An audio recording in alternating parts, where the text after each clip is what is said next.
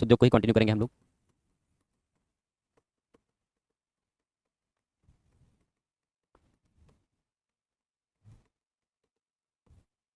और विकास प्रक्रिया, विकास उद्योग में हम लोगों ने स्वयं सहायता समूह तक की चर्चा कंप्लीट कर ली थी। अब बाकी के जो इंस्टीट्यूशंस हैं वो कैसे रोल प्ले करते हैं, तो सबसे पहले हम लोग आज चैरिटेबल लोकोपकारी संस्थाओं की भूमिका।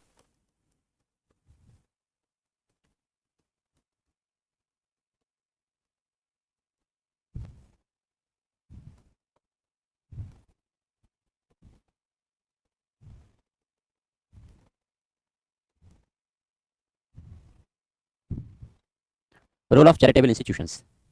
चैरिटेबल इंस्टीट्यूशंस का क्या रोल है, लोकोपकारी संस्थाओं की क्या भूमिका है, किस संबंध में, विकास के संबंध में, क्योंकि विकास पढ़ रहे हैं हम लोग, डेवलपमेंट डायनेमिक्स पढ़ रहे हैं पूरी तरीके से। तो डेवलपमेंट डायनेमिक्स के संबंध में क्या रोल है चैरिटेबल इंस्टीट्यूशंस का, उससे पहले हम लोग ये समझें चैरिटेबल इंस्टीट्यूशंस होते क्या हैं, लोकोपकारी संस्थाएं कहते किसे हैं।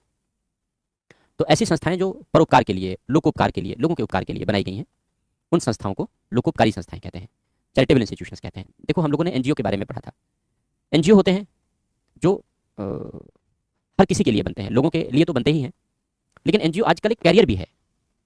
महिलाओं के क्षेत्र में ज़्यादातर जो एनजीओ काम कर रहे हैं वो सिर्फ कैरियर है, वो महिलाओं के उत्थान से उनका कोई लेना देना नहीं है।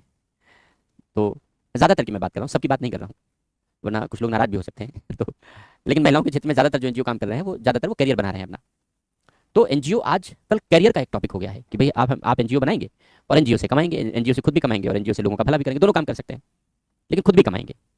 क्योंकि अगर कहीं से आप फंड रेज करते हैं, जैसे एफसीआरए के तहत हम लोगों ने पढ़ा है कि अगर एफसीआरए के तहत विदेशों से 100 करोड़ रुपए किसी को मिला तो 20 करोड़ रुपए वो एडमिनिस्ट्रेटिव एक्सपेंडिचर दिखा सकता है, यानी 20 करोड़ रुपए कार्यालय खर्च, सैलरी, इन सब में दिखा सकता है। सैलरी सबकी होगी, जो एनजीओ चलाएगा उसकी भी होगी। तो इस प्रकार से एनजीओ लोकोपकारी संस्थाएं नहीं है, एग्जैक्टली लोकोपकारी संस्थाएं नहीं है। तो फिर लोकोपकारी संस्थाएं क्या होती हैं? लोकोपकारी संस्थाएं वे संस्थाएं हैं जो केवल और केवल लोगों के उपकार के लिए बनाई जाती हैं। उनका पर्पज ही है लोगों का उपकार करना, लोगों का कल्याण करना। तो लोगों के कल्याण के उद्देश्य से निर्मित ही की जाती हैं। तो ऐसी संस्थाएं एनजीओ से डिफरेंट होती हैं। कैसे डिफरेंट होती हैं? ऐसी संस्थाओं का रजिस्ट्रेशन सामान्यतः ट्रस्ट एक्ट के अधीन किया जाता है। जैसे भारतीय ट्रस्ट अधिनियम है, इंडियन ट्रस्ट एक्ट है, सब अंग्रेजों के कानून है बनाए हुए। ट्रस्ट अधिनियम 19वीं शताब्दी के सारे कानून हैं। तो ट्रस्ट एक्ट के तहत जो संस्थाएं रजिस्टर होंगी उन संस्थाओं को हम लोग चैरिटेबल इंस्टीट्यूशंस यानी लोकोपकारी संस्थाएं कहेंगे, या परोपकारी कह लो, लोकोपकारी कह लो, कुछ भी कह लो। इनका काम केवल और केवल लोगों का उपकार करना है, लोगों का कल्याण करना है, खुद कमाना नहीं है। खुद कमाना नहीं है, लोगों के उपकार के लिए ही बनाई जाएंगी, लोगों के कल्याण के लिए। उपकार मतलब कल्याण करना लोगों का, लोगों के कल्याण के लिए ही सृजित की जाएंगी ऐसी संस्थाएं, वो लोकोपकारी संस्थाएं होंगी। जैसे वक्फ बोर्ड अधिनियम, वक्फ अधिनियम के अधीन भी, वक्फ अधिनियम के अधीन जो संस्थाएं बनाई जाएंगी वो भी लोकोपकार के लिए बनाई जाएंगी। हालांकि वक्फ कानून में जो संशोधन किया गया था पहले, उससे ये संपत्ति हड़पना वाला संस्था बन के रह गया, तो फिर नया संशोधन करना पड़ा। लेकिन पर्पज है लोकोपकार के लिए, क्योंकि वक्फ का मतलब ऐसी संपत्ति होती है जिसको अल्लाह के नाम पर दे दी जाती है। अब वो अल्लाह की संपत्ति होती है, व्यक्ति मालिक नहीं होता। वक्फ संपत्तियों का मालिक ईश्वर होता है, अल्लाह होता है। तो इसका मतलब है उस संपत्ति की जो भी आय होगी वो गरीब लोगों पर, कमजोर लोगों पर, वंचितों पर खर्च की जाएगी। तो इसलिए वक्फ अधिनियम बना। हालांकि राजनेताओं ने उसमें अपने गणित शुरू कर दिए, अपने कैलकुलेशन शुरू कर दिए। उनको लगा कि ये कानून तो वोट बैंक का साधन हो सकता है, तो उन्होंने वोट बैंक के हिसाब से इस कानून को बना दिया, चेंज कर दिया। नतीजा ये हुआ कि वक्फ के माध्यम से संपत्ति हड़पने का मौका मिल गया लोगों को। इतनी ताकत दे दी गई थी वक्फ कानून में संशोधन से पहले कि अगर वक्फ बोर्ड ये कह दे सुप्रीम कोर्ट से कि चलो सारे न्यायाधीश हटो यहाँ से, आज से सुप्रीम कोर्ट की जमीन हमारी, तो सुप्रीम कोर्ट की हैसियत नहीं थी, हैसियत नहीं थी कि वो वक्फ बोर्ड से कह सके कि कैसे, तुम कहाँ से आ गए, ये सरकार की संपत्ति है। पुराना कानून इतना ताकतवर है। लेकिन जाहिर सी बात है उन्हें भी पता है कि वो सुप्रीम कोर्ट नहीं छेड़ेंगे, क्योंकि सुप्रीम कोर्ट उन्होंने जिस दिन छेड़ दिया फिर वो इस लायक नहीं बचेंगे कि वो छेड़ें। तो इसलिए वो ऐसी संस्थाओं पर क्लेम नहीं करते। लेकिन raw research and analysis wing जो हमारे देश की सुरक्षा की नींव है, आईबी इंटेलिजेंस ब्यूरो जो हमारी देश की सुरक्षा की बुनियाद है, नींव है, क्यों? क्योंकि यही इंटेलिजेंस कलेक्ट करते हैं। इन सब की संपत्तियों पर दिल्ली में वक्फ बोर्ड ने अपना क्लेम कर रखा है कि ये सब हमें दे दो। अब आप साजिश समझ सकते हैं। अब आप इसको अकस्मात संयोग नहीं कह सकते, आप इसको एक्सीडेंट नहीं कह सकते। जो देश की सुरक्षा की बुनियाद है, नींव है, सुप्रीम कोर्ट को कह नहीं सकते, मैंने पहले बता दिया, वरना वो डंडे मार के भगा देगा, पूरा कानून उलट पुलट डालेगा फिर वो। वरना तो कानून में ये ताकत है कि अगर वो सुप्रीम कोर्ट और राष्ट्रपति भवन को कह दें कि वक्फ बोर्ड की संपत्ति है, तो फिर इनके पास ये ताकत नहीं कि ये कह सकें कि ये तुम्हारी संपत्ति नहीं, ये मेरी संपत्ति है। तो जो कानून सरकारों ने बनाया, उस कानून को तो तांडव करने का कानून बना दिया, राजनीतिक लाभ के लिए उन्होंने, अपने वोट पाने के लिए। लेकिन हकीकत ये है, वास्तविकता है ये है कि ये जो अधिनियम बनाए गए हैं ये चैरिटी के लिए बनाए गए हैं, चैरिटी के लिए बनाए गए हैं। मिसयूज लोगों ने शुरू कर दिया क्योंकि राजनेताओं ने अपने राजनीतिक लाभ के लिए इसमें संशोधन करवा दिए, वोट बैंक की पॉलिटिक्स के कारण। अन्यथा कानून चैरिटेबल है। कॉन्सेप्ट चैरिटेबल है, लोगों का उपकार करना, लोगों का भला करना। गरीब लोग हैं, कमजोर लोग हैं, तलाकशुदा महिलाएं हैं, विधवा महिलाएं हैं, जिनके पास आय और आजीविका के साधन नहीं है, अनाथ बच्चे हैं इत्यादि, दिव्यांग हैं, वृद्ध हैं जिनका कोई सहारा नहीं है, इन सब के लिए जो संस्थाएं काम करेंगी वो चैरिटेबल इंस्टीट्यूशंस कहलाएंगी। इतना ही नहीं, शिक्षा के लिए, स्वास्थ्य के लिए, ये भी तो बेसिक नीड है, भोजन के लिए, पोषण के लिए, पेयजल के लिए, ये भी हमारी बेसिक नीड है। तो इन बेसिक नीड के लिए जो संस्थाएं काम करेंगी, पैसा नहीं कमाएंगी, अपना पैसा खर्च करके काम करेंगी या कहीं से भी फंड कलेक्ट करके काम करें, वो चैरिटेबल इंस्टीट्यूशंस कहलाएंगे, लोकोपकारी संस्थाएं कहलाती हैं। तो लोकोपकारी संस्थाओं का काम लोगों का उपकार करना है। बहुत सारी संस्थाएं हैं, आप जहां रहते हैं, जिस शहर में रहते हैं, आपके आसपास लोकोपकारी संस्थाएं होंगी जो लोगों के उपकार के लिए बनाई गई हैं। जैसे यहाँ मुखर्जी नगर में जहाँ हम लोग क्लास लेते हैं, पास में एक संत निरंकारी ट्रस्ट है। तो संत निरंकारी ट्रस्ट वो एक चैरिटेबल इंस्टीट्यूशन है, कमजोर बच्चों के लिए स्कूल चलाता है, इंटरमीडिएट तक के लिए लो कॉस्ट स्कूल है, अलग डिस्पेंसरी चलाता है ट्रीटमेंट के लिए, इलाज के लिए, एक multi speciality super speciality hospital बनाया जा रहा है। तो ये चैरिटेबल इंस्टीट्यूशन हुआ, लोकोपकारी संस्था है। यहीं थोड़ी दूर पर एक ओम भिक्षु चैरिटेबल इंस्टीट्यूशन है, वो जैन धर्म के लोगों का है। ओम भिक्षु जैन धर्म से जुड़ा हुआ नाम है, लेकिन सब लोगों के लिए है, कोई भी जाइए आप। वो एक तरीके का, वो कई तरीके के काम करता है। जैसे उसने एक छोटा सा सेटअप बना रखा है पैथोलॉजी का। तो जो पैथोलॉजी की कीमत मार्केट में 600 रुपये है, वो आपसे केवल 200 रुपये 250 रुपये ऐसे लेगा, केवल लागत लेगा, कॉस्ट लेगा अपनी, क्योंकि कर्मचारी तो हैं, कर्मचारियों को सैलरी तो देनी ही है, जो पैथोलॉजिस्ट है उसको तनख्वाह तो देनी ही पड़ेगी। तो केवल कॉस्ट लेगा आपसे, मुनाफा नहीं लेगा, प्रॉफिट नहीं लेगा। तो मार्केट में जो टेस्ट आपका 600 रुपये का होगा, वो हो सकता है वहाँ 250 रुपये 300 रुपये का हो जाए। जो डॉक्टर की फीस बड़े जगहों पर 1500 रुपये है, वहां पर वही डॉक्टर आके आपको 100 रुपये में देख जाएगा, 60 रुपये में देख जाएगा। कुछ ऐसे भी चैरिटेबल इंस्टीट्यूशन चल रहे हैं जहां डॉक्टर आता है, वो 50 रुपये लेता है, वो आपको देखता भी है, उसमें दवाइयों की कॉस्ट भी है, 3 दिन 5 दिन की जो एसेंशियल रेमेडी है वो भी आपको देगा, उसी 50 रुपये में सब कुछ जुड़ा हुआ है, सब कुछ ऐड है। तो ये लोकोपकारी संस्थाएं हैं। यहाँ कनाट प्लेस में दिल्ली में गुरुद्वारा है एक, उस गुरुद्वारे ने अपने यहाँ किडनी के पेशेंट के लिए डायलिसिस मशीनें लगा रखी हैं। हमारे यहाँ डायलिसिस का जो प्लान है बड़ा महंगा प्लान है। जब ऐसे पेशेंट आते हैं तो डॉक्टरों को, या हॉस्पिटल से, डॉक्टर ना कहें, हॉस्पिटल्स के लिए कमाई का जरिया बन जाता है कि चलो अब तो एक बार का तो है नहीं, कई बार का है, रोज हर एक निश्चित समयांतराल पर आकर के पैसा देगा, कामधेनु हो गया ये। किडनी का पेशेंट है लेकिन हॉस्पिटल के लिए तो कामधेनु हो गया, महंगे चार्जेस करते हैं। लेकिन नाम मात्र के पैसे पर यह गुरुद्वारा किडनी के पेशेंट्स के लिए डायलिसिस की सुविधा उपलब्ध कराता है। और डायलिसिस के लिए ये मशीनें इसने जर्मनी से मंगवाई हैं, जिसमें कम कीमत पर कम समय में ये डायलिसिस के लिए ऑटोमेटिकली तैयार हो जाती हैं, एक पेशेंट के बाद दूसरे पेशेंट के लिए। और नाम मात्र की कीमत लेकर के जो गरीब पेशेंट हैं किडनी के, जो हॉस्पिटल्स का बड़ा बड़ा खर्च वहन नहीं कर सकते, उन सबके लिए तो ये बहुत अच्छा कदम है। तो इस तरीके से जो चैरिटेबल इंस्टीट्यूशंस हैं वे कमजोर वर्गों के लिए विकास के अभावों को पूरा करते हैं। बहुत सारे ऐसे इंस्टीट्यूशन हैं जो अभी ठंड आ रही है तो कपड़े कलेक्ट करते हैं कि आपके पास घर में ऐसे कपड़े हों जो आप ना पहनते हो, स्वेटर हो, गर्म कपड़े हों, सॉक्स हों, शूज़ हों, जो आप ना पहनते हो, डोनेट कर दीजिए आकर के। और वे ले जाकर के दूर दराज क्षेत्रों में, रिमोट एरियाज में गरीबों के बीच डिस्ट्रीब्यूट कर देते हैं, बांट देते हैं।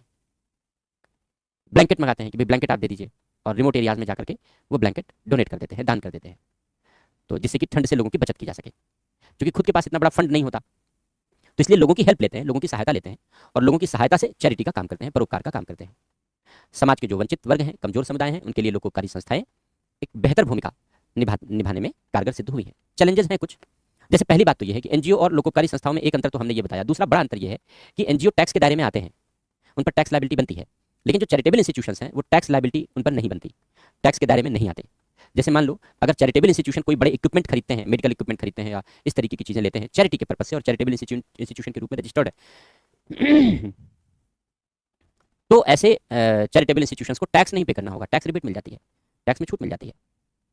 एक बड़ा बेनिफिट है इनके लिए। सरकार ने भी चैरिटी को प्रमोट करने के लिए, चैरिटी को प्रोत्साहित करने के लिए इस तरीके की छूट प्रदान की है। लेकिन चैलेंजेस हैं, एक तो फंड अपने आप में एक बड़ा चैलेंज है, क्योंकि चैरिटी करने के लिए फंड चाहिए, उस फंड से इनकम नहीं जनरेट होगी, वो एक तरीके का दान है जो चैरिटी करेंगे। तो एक रेगुलर फंड हो तभी चैरिटी हो पाएगी, फंड की समस्या रहती है चैरिटेबल इंस्टीट्यूशंस के पास। दूसरी बात, ज़्यादातर जो चैरिटेबल इंस्टीट्यूशंस हैं वो शहरी एरिया में ज़्यादा कंसंट्रेटेड हैं, दूर दराज ग्रामीण क्षेत्रों में भी हैं कुछ, लेकिन उनकी संख्या कम है, और या तो उनकी नीयत खराब है। जैसे क्रिश्चियन मिशनरीज काम करती हैं रिमोट एरियाज में, जनजातियों के क्षेत्र में और उन सब में, तो उनका पर्पस होता है कन्वर्जन, कि वो आपके हेल्थ के लिए, एजुकेशन के लिए, इन सब पर काम करेंगी, उसके बदले आप आगे चल करके साल 2 साल में आप कन्वर्ट हो जाइए, ईसाई बन जाइए। जैसे नॉर्थ ईस्ट के क्षेत्रों में किया है उन्होंने, खूब किया है, छत्तीसगढ़ झारखंड जैसे क्षेत्रों में किया है ईसाई मिशनरीज ने। हमारे एक मित्र हैं, पब्लिकेशन हाउस चलाते हैं, तो उन्होंने बताया, एक दिन ऐसे बैठे बातचीत हो रही थी, तो उन्होंने कहा कि हमें ईसाई मिशनरीज का काम मिलता था और काफ़ी पैसे का काम मिलता था, पब्लिकेशन का काफ़ी अमाउंट, अब नहीं मिलता। मैंने कहा क्या हो गया? बोले सरकार बहुत सख्त हो गई ना। तो मैंने कहा सरकार की सख्ती से इस पर क्या असर पड़ा, इस पर क्या फर्क पड़ा? भाई वो जो पब्लिकेशन कराते हैं वो तो पहले भी कराते थे, भी कराएंगे, इससे उन पर क्या असर? मैं देश की राजधानी दिल्ली की बात कर रहा हूँ। तो उन्होंने कहा नहीं नहीं ऐसा नहीं है, एक्चुअली वो जो हमने देखा कि क्या असर हुआ, जब इसी की बात पता चला, हमें नहीं पता था कि वो क्या करते हैं क्या नहीं करते हैं। पब्लिकेशन हाउस है, उन्होंने दे दिया कंटेंट, हमने छाप के उन्हें दे दिया, पैसा ले लिया, बात खत्म हो गई। लेकिन जब आने बंद हो गए तो हमने रिवाइव करना शुरू किया, भाई अच्छा खासा इनकम थी हमारी, तो हमने पूछना शुरू किया कि क्या हो गया, आजकल छपने में नहीं आ रहा है। तो उन्होंने कहा नहीं सरकार सख्त हो गई ना, अब नहीं आ रहा है। तो उनका हमने जब पता किया तो पता चला कि जो लिटरेचर ये लोग छपवाते थे, उस लिटरेचर का उपयोग ये कन्वर्जन के लिए करते थे। उन्होंने कहा लगभग 20-22 जो मिशनरीज थी दिल्ली की, उनके पब्लिकेशन का काम मैं अकेले करता था। अब उनकी तरफ से जीरो काम आ रहा है, उनकी तरफ से काम नहीं आ रहा है, क्योंकि उनको लग रहा है सरकार उठा के जेल में बंद कर देगी अगर कुछ गड़बड़ करेंगे तो। इस समय सख्त है सरकार इन चीज़ों को लेकर के। मेरी आंखें चकाचौंध से ग्रसित हो गई। मैंने कहा ऐसा? मैंने कहा झूठ बोल रहे हो? बोले अरे नहीं मैं कर रहा हूँ, मैं तो करता था, हमें क्या पता क्या छपवा रहे हैं। उन्होंने दिया, हमने तमाम स्टाफ है उनके यहाँ, बहुत सारा स्टाफ है उनका, हमने स्टाफ को दे दिया टाइप कर दो, जो प्रूफ रीडर है उसने प्रूफ रीड कर दिया, जो टाइपिस्ट है उसने टाइप कर दिया, उन्होंने ओके कर दिया और छप गई, छप के चला गया, हमारे अकाउंट में पैसा आ गया, बात खत्म हो गई। बोले हमारा लेन देन इतना था। वो तो जब काम नहीं आने लगा तब हमको पता चला कि काम क्यों नहीं आ रहा है, और काम आता था तो इसका पर्पस क्या था, काम आता था तो इसका पर्पस क्या था। तो ऐसा नहीं है कि मिशनरीज काम नहीं करती हैं, लेकिन कुछ मिशनरीज हैं जो काम करती हैं इस तरीके का काम करती हैं, ये घटिया काम है। वो चैरिटी का काम इसलिए करती हैं जिससे ग्रामीण क्षेत्रों में, दूर दराज क्षेत्रों में लोगों को चैरिटी करा के उनसे कन्वर्जन कराया जा सके, धर्म परिवर्तन कराया जा सके। ये तो जब उन्होंने, ये मेरी निजी बातचीत का उदाहरण है, यानी इसे मैं सीधे तौर पर जान रहा हूँ, देख रहा हूँ, समझ रहा हूँ, सुनी सुनाई बात नहीं है किसी से। तो चैरिटेबल इंस्टीट्यूशंस के सामने एक बड़ा चैलेंज ये है कि कभी कभी वो, अब हम लोग ऐसा तो लिख नहीं सकते इसको, ये तो मैंने एग्जांपल से देकर के आपको समझाया कि ऐसा होता है। इंस्टीट्यूशंस के सामने एक बड़ा चैलेंज ये है कि कभी कभी वो, अब हम लोग ऐसा तो लिख नहीं सकते इसको, ये तो मैंने एग्जांपल से देकर के आपको समझाया कि ऐसा होता है, लेकिन उसको लिखेंगे कैसे? लिखेंगे कि यदा कदा चैरिटेबल इंस्टीट्यूशन के नाम से ये रजिस्टर्ड किए जाते हैं, किंतु व्यवहार में इनकी भूमिका पथभ्रमित होती है, रास्ते से भटकी हुई होती है, ये अन्यत्र भूमिका का निर्वाह करते रहते हैं, जैसे हमने बताया कन्वर्जन का काम करते रहते हैं। इसके अलावा चैरिटेबल इंस्टीट्यूशंस भी विदेशों से पैसा ले सकते हैं, जैसे एनजीओ ले सकते हैं, वैसे चैरिटेबल इंस्टीट्यूशंस भी ले सकते हैं। जैसे ईसाई मिशनरीज को विदेशों से ही सारा फंड मिलता है यहाँ पब्लिकेशन करने और इन सब के लिए, इन सब का फंड विदेशों से आता है। तो जो चैरिटी के लिए एफसीआरए के अंतर्गत अगर फंड आना है तो पहले तो बड़े गोलमाल तरीके से आ जाता था, लेकिन अब सरकारों ने एफसीआरए के प्रावधान सख्त कर दिए, पढ़े हम लोगों ने। तो एफसीआरए के तहत इनको फंड रेज करने में भी चैलेंज उत्पन्न होता है, क्योंकि सब व्हाइट मनी है, अब ब्लैक मनी में नहीं ले सकते, हवाला कारोबार के जरिए नहीं ले सकते। पहले तो हर तरीके से पैसा आता था ना। सोनम वांगचुक का एनजीओ देखो, ये तो चूंकि चर्चा के केंद्र में है इसलिए इसका एग्जाम्पल ले रहे हैं, वरना तो इसके जैसे सोनम वांगचुक जैसे कई एग्जाम्पल हैं इस देश में। जो फैक्ट है वो बताते हैं कि इसके एनजीओ को, यानी सोनम वांगचुक के एनजीओ को तब भी विदेशों से पैसा मिलता था जब उसका एनजीओ एफसीआरए के तहत रजिस्टर्ड नहीं था। बिना एफसीआरए रजिस्ट्रेशन के पैसा कैसे? हवाला के जरिए, हवाला के जरिए पैसे मिलता था। हवाला क्या है? आपराधिक कारोबार है, गैर कानूनी लेन देन है। कौन चलाता है? संगठित आपराधिक गिरोह के नेटवर्क चलाते हैं। तो जांच तो होनी चाहिए, बहुत जरूरी है जांच होना, और ढंग से होनी चाहिए, और अगर कुछ भी गड़बड़ मिले तो ढंग से सजा भी होनी चाहिए। ये नहीं कि बड़ा आदमी है तो सजा कम हो जाए, हमारे यहाँ अक्सर ऐसा होता है। आम आदमी को तो सुप्रीम कोर्ट बेल नहीं देता, बड़े आदमियों का मुकदमा जाता है, जल्दी बेल मिल जाती है, सजा कम भी हो जाती है, केस रद्द भी हो जाता है, सब कुछ हो जाता है। तो ये चैलेंज तो है जो विगत वर्षों में उत्पन्न हुआ है, साफ साफ दिखता है। तो इसलिए चैरिटेबल इंस्टीट्यूशंस के सामने ये चैलेंजेस हैं, लेकिन इन चैलेंजेस को हम लोग मैनेज कर सकते हैं। एक प्रॉपर निगाह सरकार की होनी चाहिए चैरिटेबल इंस्टीट्यूशंस पर, जिससे कि चैरिटेबल इंस्टीट्यूशंस गलत कार्यों में लिप्त ना हो सके, नंबर एक बात। दूसरी बात, हमें ज़्यादा से ज़्यादा चैरिटी को प्रमोट करना होगा, क्योंकि चैरिटेबल इंस्टीट्यूशंस को रिमोट एरियाज में बना करके हम किसी भी तरीके के गैप को फुलफिल कर सकते हैं। मान लो व्यक्ति के पास आजीविका का साधन है, लेकिन हेल्थ सर्विसेज नहीं है वहाँ पर, तो कैसे होगा? सरकार ने जो आरोग्य योजना शुरू की है उसके तहत तो हॉस्पिटलाइजेशन का खर्च मिलेगा ना, लेकिन जो छोटी मोटी बीमारियों में हज़ारों रुपए खर्च हो जाते हैं, एक गरीब आदमी कैसे खर्च करेगा? तो उसके लिए इस तरीके के जो चैरिटेबल इंस्टीट्यूशंस हैं वो बहुत बेहतर भूमिका निभाते हैं। गर्मियों के दिन जब आते हैं तो अक्सर प्याऊ लगा देते हैं ना, पानी पीने के लिए, पेयजल के लिए व्यवस्था कर देते हैं, ठंडे पानी के लिए, घर में पानी के लिए व्यवस्थाएं कर देते हैं, जिससे प्यास से लोगों को राहत मिल सके। और प्यास का जान बचाना जरूरी होता है गर्मियों में, अगर पानी नहीं है तो जान जा सकती है, समस्या तो ये है। तो इस तरीके के सारे कार्य चैरिटी कहलाते हैं, और ये चैरिटेबल इंस्टीट्यूशंस करते हैं। तो एनजीओ से डिफरेंट है ये। कैसे डिफरेंट है समझ में आया होगा? लिखो, लिख लो, लिखो। लोकोपकारी संस्थाएं वे संस्थाएं हैं जो, लोकोपकारी संस्थाएं वे संस्थाएं हैं जो भारतीय ट्रस्ट अधिनियम, भारतीय ट्रस्ट अधिनियम, वक्फ अधिनियम जैसे अधिनियमों के अंतर्गत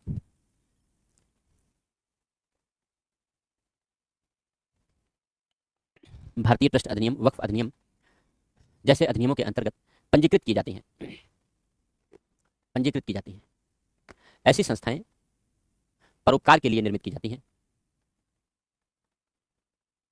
ऐसी संस्थाएं परोपकार के लिए निर्मित की जाती हैं, इसलिए इन्हें कर कानून से छूट प्रदान की जाती है, टैक्स लॉस से एग्जम्प्टेड होती हैं, इसलिए कर कानून से छूट प्रदान की जाती है,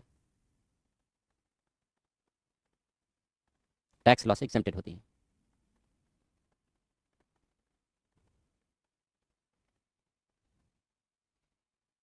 पैरा चेंज करके लिखिए, ये संस्थाएं लोकोपकार या परोपकार का कार्य करती हैं। ये संस्थाएं लोकोपकार या परोपकार का कार्य करती हैं, जैसे लोगों के लिए भोजन, पेयजल, वस्त्र, भोजन, पेयजल, वस्त्र, शिक्षा, स्वास्थ्य, शिक्षा, स्वास्थ्य इत्यादि मूलभूत सुविधाओं की उपलब्धता सुनिश्चित करती हैं। इत्यादि मूलभूत सुविधाओं की उपलब्धता सुनिश्चित करती हैं, जो प्रायः निःशुल्क होती है, अथवा न्यूनतम शुल्क या लागत पर आधारित होती है। केवल लागत लेंगे या केवल न्यूनतम शुल्क लेंगे, कोई कमाई नहीं करेंगे। न्यूनतम शुल्क या लागत पर आधारित होती है। इन संस्थाओं का उद्देश्य स्वयं लाभ कमाना नहीं होता। इन संस्थाओं का उद्देश्य स्वयं लाभ कमाना नहीं होता। पैरा चेंज करके लिखो, विगत वर्षों में विकास के अभाव से ग्रसित क्षेत्रों में इन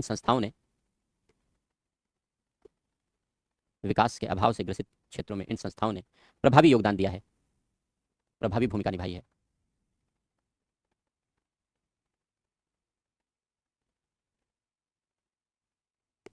जैसे संत निरंकारी ट्रस्ट, कोई भी लिख लो जो आपके आसपास हो, कोई जरूरी नहीं कि मैं जो एग्जांपल लिखा रहा हूं। ओम भिक्षु ट्रस्ट, बहुत सारे, कोई भी नाम लिख लो, आदि। कौन किस क्षेत्र में काम करता है ये भी लिखना जब आपके आसपास होंगे, जो भी इंस्टीट्यूशन हो, जो भी चैरिटेबल इंस्टीट्यूशन हो, निगाह दौड़ाओगे तो आपको आसपास मिल जाएंगे। कमियां लिखो या सीमाएं लिखो। पहला पॉइंट लिखो, यदा कदा ये धन के अभाव से ग्रसित रहती हैं, क्योंकि पैसा लोगों से लेते नहीं या केवल नाम मात्र का लेते हैं। जितनी कॉस्ट है तो कैसे चलेगा ऑर्गेनाइजेशन, कर्मचारी आते हैं, उनको सैलरी वगैरह भी देनी पड़ेगी। यदा कदा ये धन के अभाव से ग्रसित रहती हैं। अगला पॉइंट लिखो, अधिकांश लोकोपकारी संस्थाओं का संकेंद्रण, कंसंट्रेशन, शहरी क्षेत्रों के निकट है। दूरस्थ क्षेत्रों या दूर दराज के क्षेत्रों में इनकी संख्या तुलनात्मक रूप से कम है।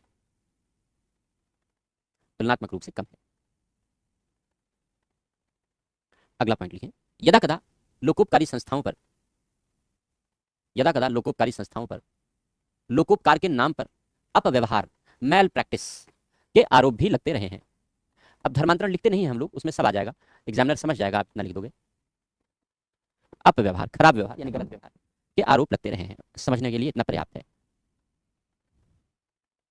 अपव्यवहार के आरोप लगते रहे हैं। अगला पॉइंट लिखो, एफसीआरए के प्रावधानों की कठोरता के कारण इन्हें विदेशों से धन प्राप्त करने में भी कठिनाई होती है, क्योंकि प्रावधान कठोर है और जरूरी है, वो तो आवश्यक है। विदेशों से धन प्राप्त करने में कठिनाई होती है।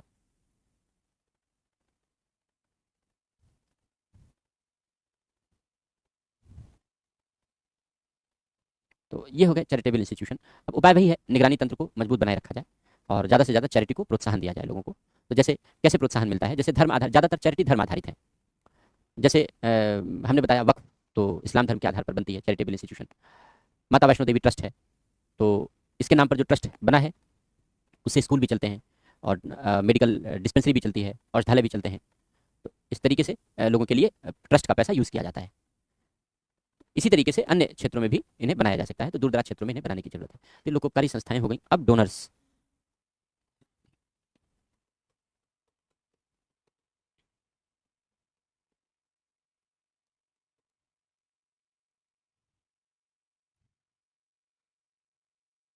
अब ये डोनर्स हैं, ये सबसे अलग हैं।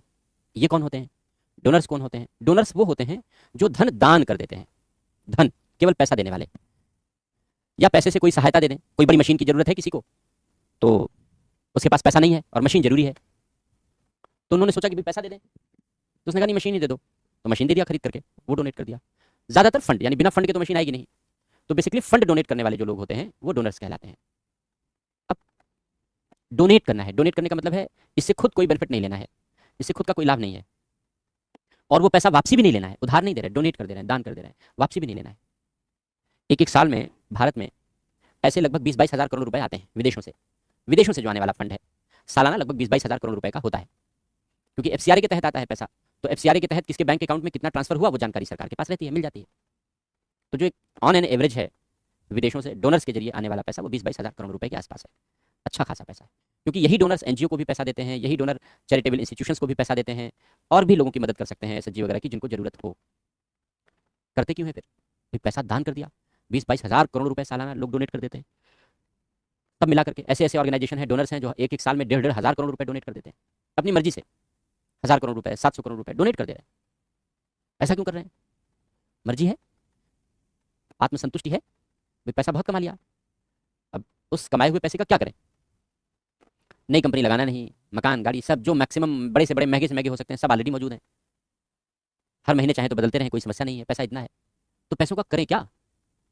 तो आत्मसंतुष्टि के लिए उसका एक हिस्सा दान कर दिया, वो आधा 1% भी नहीं होता उनका।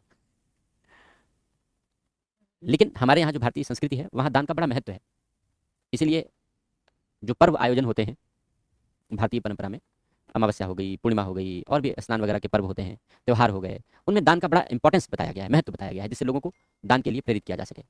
हालांकि हमारे यहाँ दान का मतलब ज़्यादातर अन्नदान लगाया जाता है, क्योंकि भुखमरी गरीबी बहुत ज़्यादा रही हमारे देश में, पहले से ही बहुत ज़्यादा रही, तो इसलिए ज़्यादातर मतलब अन्नदान से लगाया जाता है। लेकिन जरूरी नहीं कि आप अन्नदान करें, कुछ भी दान किया जा सकता है, कपड़े दान किए जा सकते हैं, अन्न का दान तो प्रचलन में है ही, पैसे दान किए जा सकते हैं, ठंड में लोग कंबल दान कर देते हैं, स्वेटर दान कर देते हैं, तो डोनेशन के डिफरेंट डिफरेंट फॉर्म है।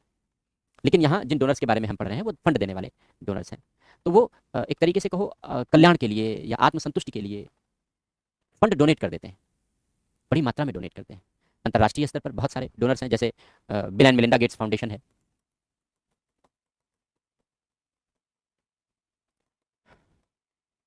बिल गेट्स का फाउंडेशन है, ये हमारे यहाँ भारत में हर साल 1,000 करोड़ रुपए से ज़्यादा पैसा भेजता है, हर साल भेजता है 1,000 करोड़ रुपए से ज़्यादा। पिछले 15-20 सालों का अनुमान लगा लो कितने 1,000 करोड़ रुपए आ चुके होंगे, तो 20,000 करोड़ रुपए अकेले तो इसी ने भेज दिया होगा देश में अब तक, bill and Melinda Gates foundation ने। किसके लिए? हेल्थ के लिए, एजुकेशन के लिए, पोषण के लिए, बच्चों के लिए, दिव्यांगों के लिए, इन सब के लिए। इतना ही नहीं, ये जो रिसर्चेस हैं उन रिसर्च की भी फंडिंग करता है, क्योंकि हमारे यहाँ रिसर्चेस को बहुत प्रमोट किया नहीं जाता, तो अधिकांश रिसर्चेस पैसे की कमी से ग्रसित रहती हैं, तो ये रिसर्चेस को भी प्रमोट करता है, फंडिंग करता है। जैसे रोटा वैक्सीन सुना है नाम? जो इन्फेंट होते हैं, नवजात शिशु होते हैं, बहुत छोटे बच्चे होते हैं, उनमें रोटा नामक वायरस से इन्फेक्शन हो जाता है और डायरिया हो जाता है, और अंत में डेथ हो जाती है बच्चों की, क्योंकि दूरदराज क्षेत्रों से शहर तक लाते लाते वो सर्वाइव नहीं कर पाते, सर्वाइवल रेट बहुत खराब है रोटा वैक्सीन से प्रभावित बच्चों का। तो दूर दराज शहर में तो मान लो जल्दी ट्रीटमेंट मिल जाता है, दूर दराज क्षेत्रों में रहने वाले बच्चों को ट्रीटमेंट नहीं मिला तो फिर कैसे मेंटेन किया जाए? तो इसके लिए इस पर रिसर्च की गई और रोटा वैक्सीन डेवलप कर दी गई, अब इन्फेंट को लगाई जाती है, नवजात शिशुओं को जन्म के बाद लगाई जाती है, जिससे कि रोटा वायरस से इन्फेक्शन ना हो और बच्चों का जीवन बचाया जा सके। इस रोटा वैक्सीन पर जो खर्च हुआ वो bill and Melinda Gates foundation ने दिया। इसी तरीके से आज भी कैंसर, टीबी, ये तमाम तरीके की ऐसी बीमारियां हैं जो बड़ी असाध्य किस्म की बीमारियां मानी जाती हैं, इनका इलाज बेहद खर्चीला है, बेहद जटिल है, बेहद लंबा है, और कभी कभी जानलेवा भी साबित होता है अनियंत्रित हो जाए तो इन पर रिसर्चेस के लिए आज भी bill and Melinda Gates foundation लगातार फंडिंग कर रहा है, पैसा दे रहा है, जिससे कि रिसर्चेस की जा सके। तो अंतर्राष्ट्रीय स्तर पर ऐसे कई सारे डोनर्स हैं, रॉकफेलर फाउंडेशन है, फोर्ड फाउंडेशन है, पहले तो सीआईए के कहने पर पैसा देता था, जो वहाँ की अमेरिकी संस्था है, डीप एजेंसी है।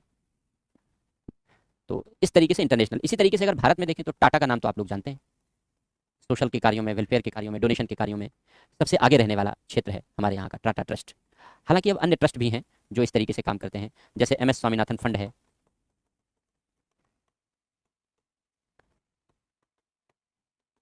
शिवनादर फाउंडेशन है, ये एचसीएल वाले हैं जो कंप्यूटर वगैरह बनाता है, अजीम प्रेम जी फाउंडेशन है, एजुकेशन में खर्च करते हैं ये, इन्फोसिस वाले हैं ये, अजीम प्रेम जी फाउंडेशन है, इत्यादि। ऐसे बहुत सारे डोनर्स हैं भारत में भी जो वेलफेयर के कामों के लिए धन डोनेट कर देते हैं, दान कर देते हैं कि ले जाओ, खर्च करो, ऐश करो। तो उन्हें हम डोनर्स कहते हैं। डोनर से धन मिलना स्वाभाविक सी बात है, एक विशेष क्षेत्र के लिए उत्साहवर्धक तो होता ही है, क्योंकि उस क्षेत्र में धन मिलने से काम किया जा सकता है। लेकिन जब हम विदेशी डोनर पर डिपेंडेंसी प्रकट करते हैं, तो जितनी संस्थाएं हैं, एनजीओ को, चैरिटेबल इंस्टीट्यूशन को, इन्हीं सबको डोनेट करते हैं ये, तो उनके जो अपने फंड जनरेट करने की प्रवृत्ति है वो कमजोर होने लगती है, क्योंकि वो डोनेशन पर डिपेंडेंट हो जाते हैं, निर्भर हो जाते हैं, पैसा तो आएगा ही, क्या फर्क पड़ता है।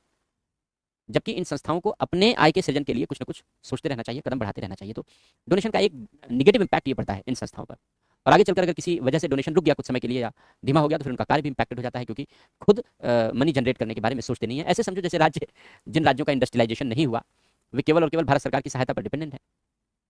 जिन राज्यों ने अपना इंडस्ट्रियलाइजेशन किया है, उनकी आय थोड़ी बेहतर है, तो वो राज्यों पर डिपेंडेंट तो ही है, केंद्र पर डिपेंडेंट तो ही है, लेकिन 100% डिपेंडेंसी उनकी नहीं है।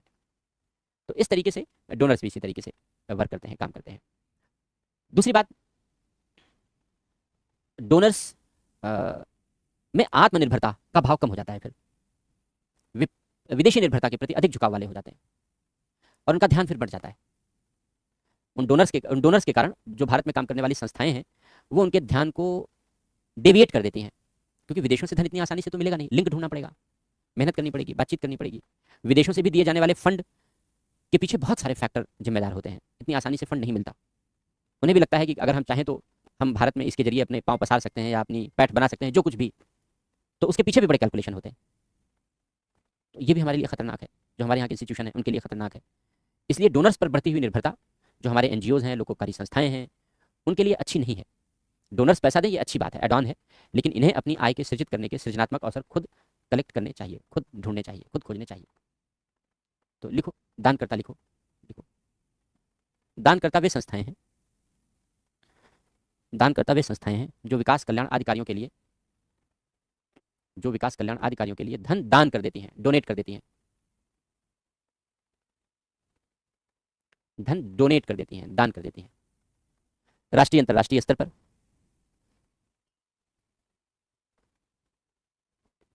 राष्ट्रीय अंतर्राष्ट्रीय स्तर पर अनेक ऐसी संस्थाएं हैं, राष्ट्रीय अंतर्राष्ट्रीय स्तर पर अनेक ऐसी संस्थाएं हैं जो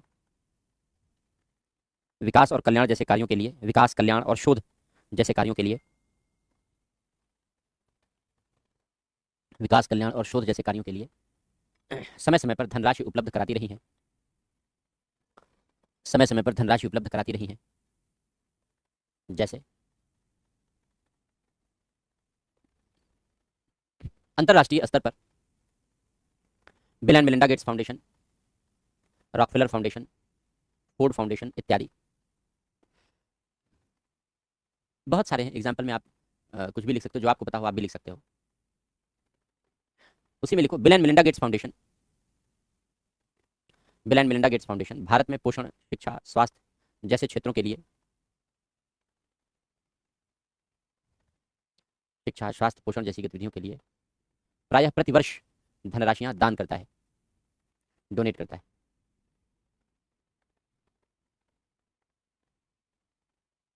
प्रतिवर्ष धनराशियां दान करता है। रोटा वैक्सीन की खोज के लिए शोध कार्यों की फंडिंग इसी ने की थी, रोटा वैक्सीन की खोज के लिए शोध कार्यों की फंडिंग इसी ने की थी। यह आज भी, यह आज भी कैंसर, टीबी जैसे असाध्य बीमारियों के शोध के लिए, कैंसर, टीबी जैसी असाध्य बीमारियों की शोध के लिए फंडिंग कर रहा है, फंडिंग कर रहा है।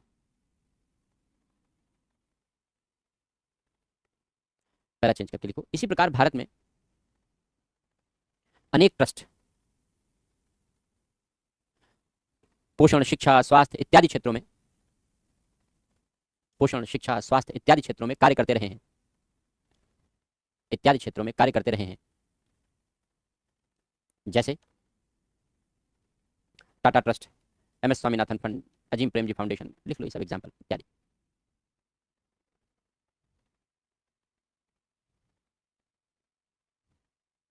अब लिखो आलोचना या दोष, कुछ भी लिख लो। लिखो दानकर्ताओं की संख्या में वृद्धि होने से दानकर्ताओं की संख्या में वृद्धि होने से सामाजिक क्षेत्रों में कार्य कर रही संस्थाओं सामाजिक क्षेत्रों में कार्य कर रही संस्थाओं में आत्मनिर्भरता का भाव कमजोर होने लगता है। आत्मनिर्भरता का भाव कमजोर होने लगता है और उन संस्थाओं की विदेशी डोनर पर निर्भरता बढ़ने लगती है। और उन संस्थाओं की विदेशी डोनर पर निर्भरता बढ़ने लगती है। अगला पॉइंट लिखो, कभी कभी डोनर्स का डीप स्टेट के द्वारा दुरुपयोग भी किया जाता रहा है। जैसे हमने बताया, फोर्ड फाउंडेशन उसे पैसा देता था जिसको सीआईए कहती थी, अमेरिका की खुफिया एजेंसी। सीआईए डीप स्टेट मतलब खुफिया एजेंसी और उनसे जुड़ा हुआ नेटवर्क। तो जैसे फोर्ड फाउंडेशन जिनको पैसा देता था, वो सीआईए जिनको कहता था उन्हीं को देता था, सबको नहीं देता था। ये फोर्ड फाउंडेशन उन्हीं के नाम पर है जिनके नाम पर कारें बनी है, फोर्ड उन्हीं का है। अगला पॉइंट लिखो, दान के रूप में प्राप्त किए गए धन दान के रूप में प्राप्त किए गए धन के प्रभावी उपयोग के लिए कोई प्रभावी निगरानी तंत्र नहीं है। कोई इफेक्टिव सिस्टम नहीं है। पैसा आया, कहाँ चला गया। जैसे bill and Melinda Gates foundation ने उत्तर प्रदेश में अमेठी एक जिला है, वहाँ के 100 गाँव को गोद ले लिया। इसका मतलब यह है कि 100 गाँव में जो सरकारी पैसा आता है, बिजली के लिए, पानी के लिए, सड़क के लिए, शिक्षा के लिए, स्वास्थ्य के लिए, हर विभाग का बजट तो है ही, इसके अलावा 1000-1500 करोड़ रुपए वो अलग से दे रहे थे। Bill and Melinda Gates foundation दे रहा था गाँव के विकास के लिए। तो गाँव में इतना पैसा दिखता है, अगर खर्च हो तो सरकारी फंड के अतिरिक्त कहीं नहीं दिखा। गाँव वैसे के वैसे पड़े रहे। अब bill and Melinda Gates foundation Kerala में पैसा दे रहा है, केरल में खर्च कर रहा है आजकल, वहाँ के एजुकेशन प्रोजेक्ट में दे रहा है। तो इसका मतलब है कि पैसे का मिसयूज हो रहा है, पैसे का दुरुपयोग हो रहा है। जो पैसा दिया जा रहा है, पॉलिटिकल मिसयूज हो रहा है। तो इस तरीके से चिंताएं बनी रहती हैं। तो ये दानकर्ता हो गए। अब अंतर्राष्ट्रीय संगठन,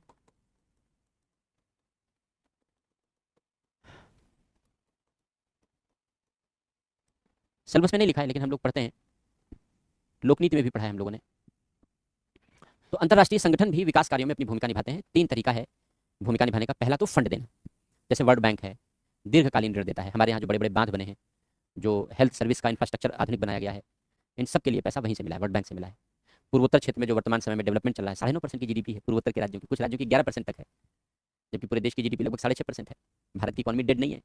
विश्व में कोई ऐसा देश बताओ जिसकी जीडीपी 11% की दर से बढ़ रही हो, लेकिन हमारे पूर्वोत्तर के राज्यों की जीडीपी 11% की दर से बढ़ रही है इस समय, वर्तमान समय में। जिनकी जीडीपी पहले 2-2.5% हुआ करती थी, पूर्वोत्तर के राज्यों की जीडीपी 2-2.5% के आसपास रहती थी, 3% ऐसे ही, आज 11% की दर से चल रही है।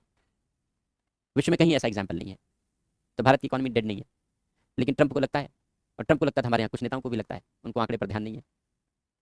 तो नॉर्थ ईस्ट में जो डेवलपमेंट हो रहा है उसके लिए एडीबी, एशियन डेवलपमेंट बैंक जैसी संस्थाओं ने दीर्घकाल के लिए ऋण प्रदान कर रखा है, लोन दे रखा है। अभी आपने देखा मिजोरम में पहली बार ट्रेन चलाई गई, बेहद दुर्गम इलाके हैं, कभी ट्रेन चलाने का प्लान नहीं बनाया गया वहाँ, लेकिन पूर्वोत्तर की 7 राजधानियों को ट्रेन से जोड़ना है।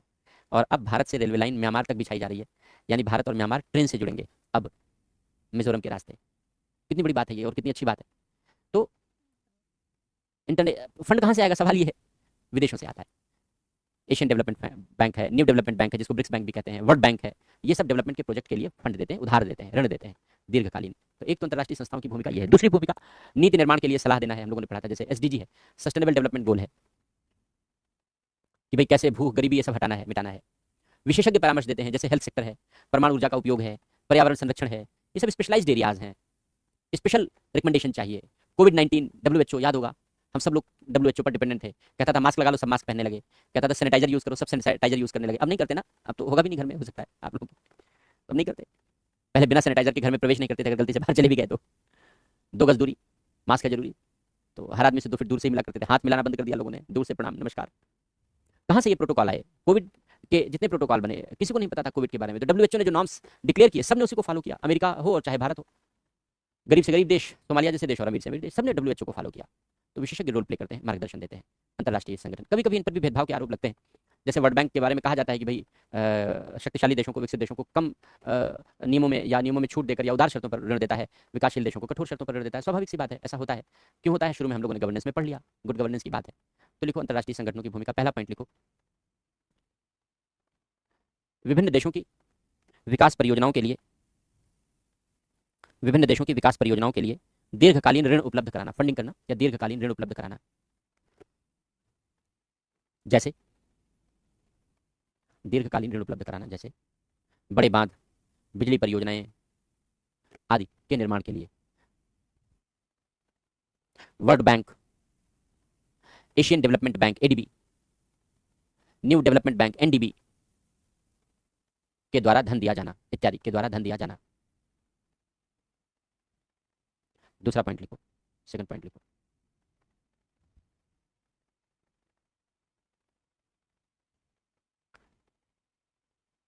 नीतियां निर्मित करने के लिए और अच्छे शासन के लिए विशेषज्ञ परामर्श प्रदान करना, विशेषज्ञ परामर्श प्रदान करना, जैसे आईएमएफ द्वारा आर्थिक क्षेत्र में, आईएमएफ द्वारा आर्थिक क्षेत्र में, डब्ल्यूएचओ द्वारा स्वास्थ्य के क्षेत्र में आदि, डब्ल्यूएचओ द्वारा स्वास्थ्य के क्षेत्र में आदि। अगला पॉइंट लिखो,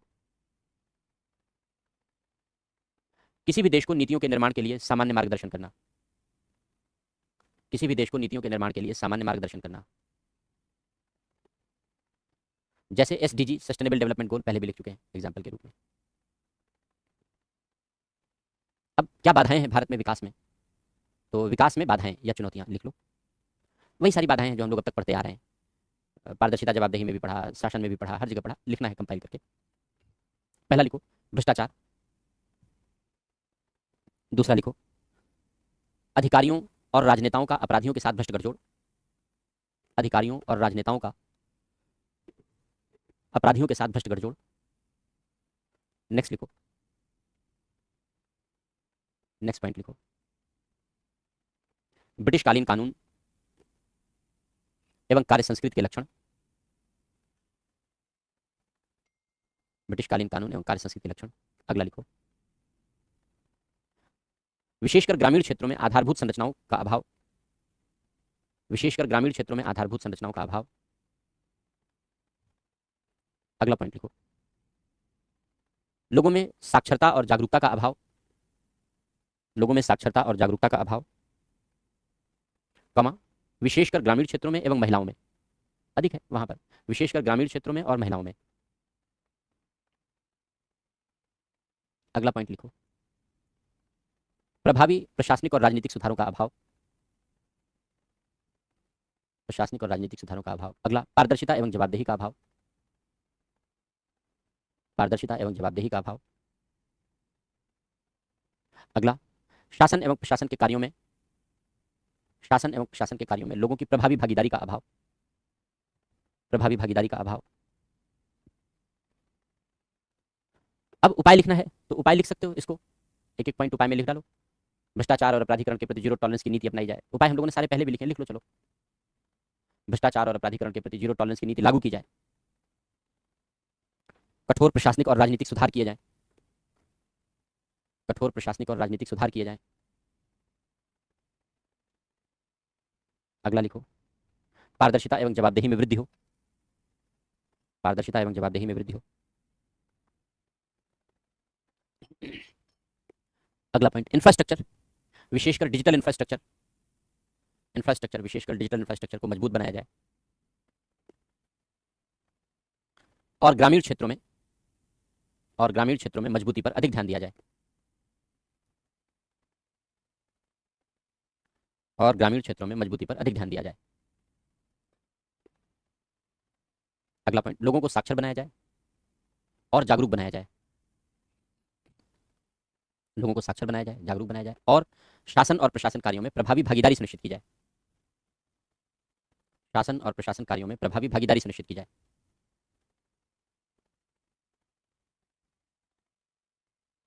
अगला पॉइंट शासन और प्रशासन के कार्यों में प्रभावी भागीदारी सुनिश्चित की जाए। ब्रिटिशकालीन कानूनों को समाप्त किया जाए, ब्रिटिशकालीन कानूनों को समाप्त किया जाए और नई कार्य संस्कृति का विकास किया जाए, नई कार्य संस्कृति का विकास किया जाए।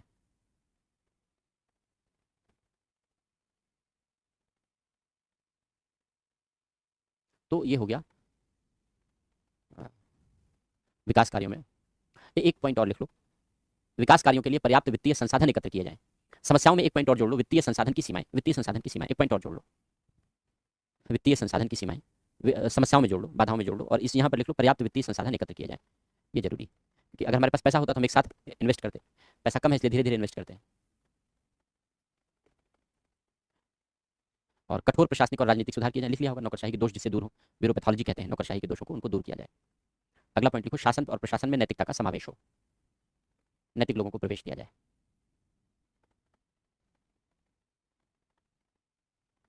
तो ये हो गया, विकास की यूनिट कंप्लीट हो गई। अब क्वेश्चन ले लेते हैं आपके, जो डाउट हो पूछ लो, तब नई यूनिट शुरू करते हैं। इसके बाद लास्ट यूनिट बचती है, सिविल सेवाओं की भूमिका। तो जो भी क्वेरीज हैं, जो भी डाउट हैं, एक बार पूछ लो पहले, फिर हम लोग नई यूनिट पे तब आते हैं हम लोग।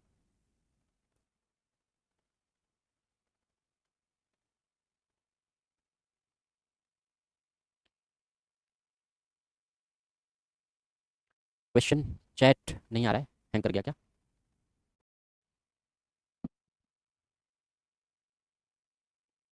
आने लगा है चैट, चलिए। किसको पैसे कौन देता है? मिनरी क्या लिखा था?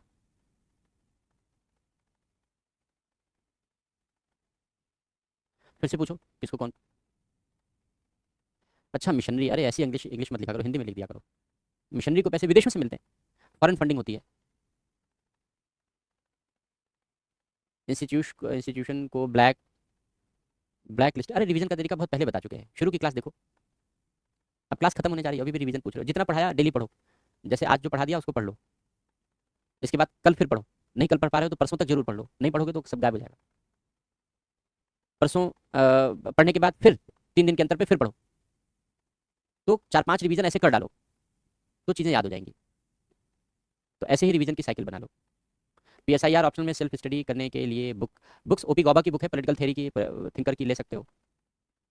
कंपैरेटिव पॉलिटिक्स की सीबी गेना ले लेना, और बीएल फाड़िया ले लेना, इंडियन गवर्नमेंट एंड पॉलिटिक्स और इंटरनेशनल रिलेशन की, बस इतना पर्याप्त है। या इग्नो के नोट्स। अगर ट्रांसफार्मर खराब हो गया है तो उसकी बिजली विभाग बनवाने ना आए तो आरटीआई दायर कर दो, एक आरटीआई से पूछ लो, दौड़ता हुआ आएगा। चैरिटेबल इंस्टीट्यूशन का यूज़ ब्लैक मनी को वाइट करने में, वो तो कहीं भी किया जा सकता है, वो तो तुमको भी यूज़ कर सकते हैं ब्लैक मनी को वाइट मनी कन्वर्ट करने में, वो कोई बड़ी चीज़ नहीं। छोटा अमाउंट होगा तुमको यूज़ कर लेंगे, बड़ा अमाउंट होगा इंस्टीट्यूशन को यूज़ करेंगे। सिलेक्शन, एनजीओ और चैरिटेबल इंस्टीट्यूशन वित्तीय रूप से कैसे संपन्न होंगे? खुद पैसा इकट्ठा करना पड़ेगा, यही तो लिखा है समस्याओं में कि धन खुद एकत्र करना पड़ता है। तो धन लोगों से मांग सकते हैं अगर नहीं आता। भाई जैसे माता वैष्णो देवी ट्रस्ट में पैसा कहाँ से आता है? आप जाते हैं चढ़ावा देकर आते हैं, वो ट्रस्ट में जाता है, तो लोग देते हैं, क्राउड फंडिंग होती है।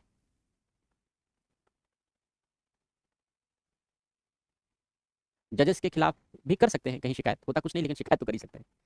नेक पेन बेटर है, बहुत बेटर है, थैंक यू।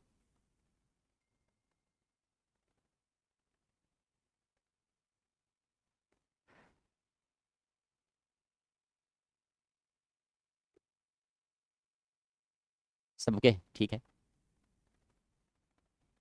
मैं दिल्ली में रहती हूँ, मुझे पार्ट टाइम जॉब चाहिए, पीडब्ल्यू में मिल सकता है? तो पीडब्ल्यू से संपर्क करो, पीडब्ल्यू वाले बताएंगे। 15 दिन से लाइट खराब है, अरे तब आरटीआई डाल दो, आरटीआई डाल दो, नहीं तो कंप्लेन होगी। किस प्रदेश में रहते हो वहाँ पर कंप्लेन का सिस्टम है, यूपी में है तो कंप्लेन का सिस्टम बहुत स्ट्रांग है। अलग अलग निगम बने हैं, पूर्वांचल विद्युत निगम अलग है, मध्यांचल का अलग है, वहाँ कंप्लेन डाल दो। कंप्लेन की कॉपी मुख्यमंत्री के पास भेज दो, राज्यपाल के पास भेज दो, ऑनलाइन कंप्लेन कर दो, लिख दो मेल फॉरवर्डेड टू मुख्यमंत्री, CM mail forwarded to governor, तो तुरंत एक्शन हो जाएगा। तो अगर यूपी में रहते हैं तो ये कंप्लेन की सुविधा है, एक्शन इमीडिएट होगा। और नहीं तो आरटीआई कर सकते हो, आरटीआई में 30 दिन का समय और लगता है, 30 दिन के भीतर जवाब मिलता है। और नहीं तो सबसे अच्छा है कि फेसबुक पर, ट्विटर पर सबको ट्वीट कर दो, मुख्यमंत्री को, राज्यपाल को, आपके प्रदेश में एक ऊर्जा मंत्री होगा, ऊर्जा मंत्री को, ऊर्जा विभाग के अधिकारी होंगे, सब तो ट्विटर और फेसबुक पर रहते हैं, सबको एकदम अभियान चला दो। अपने जो दोस्त हैं तुम्हारे या मोहल्ले के लोग हैं जितने लोग हैं, फेसबुक पेज भर डालो एकदम, जिसको कहते हैं सोशल मीडिया अभियान। कोई कोई भी फेसबुक पेज ओपन करे तो सबको यही मिले, अरे बिजली नहीं आ रही है, 15 दिन से नहीं आ रही है, अधिकारी नहीं सुन रहा, 15 दिन से नहीं आ रही, अधिकारी और मंत्री नहीं सुन रहा, विधायक नहीं सुन रहा, सांसद नहीं सुन रहा ना। अब तो बड़े अच्छे अच्छे कैप्शन बनते हैं, बस विधायक नहीं सुनता, सांसद नहीं सुनता, मंत्री नहीं सुनता, 15 दिन से बिजली नहीं है, बढ़िया सा कैप्शन बना के सोशल मीडिया पे डाल दो। ट्विटर फेसबुक मोहल्ले के जितने लोग हैं सबसे कहो कि अपने अपने फोन पे खूब प्रचारित करो जितना कर सकते हो। जो आपके दोस्त हैं, परिचित हैं, उन सबसे कह दो लाइक कर दो, शेयर कर दो। देखो अभी सोशल मीडिया का कमाल, एक ही दिन में हो जाएगा। मेन के क्वेश्चन कितने आते हैं इससे? अरे कहाँ थे तुम? सब पहले लेक्चर में ही बता चुका हूँ, ये सब पहले लेक्चर के क्वेश्चन है, सब बता, फर्स्ट लेक्चर में सब बताया गया है। देखा ही नहीं पहला लेक्चर, बीच में कैसे पढ़ रहे हो फिर, कैसे काम चलेगा? 3 से 4 क्वेश्चन आते हैं इससे, कभी 3 आते हैं, कभी 4 आते हैं।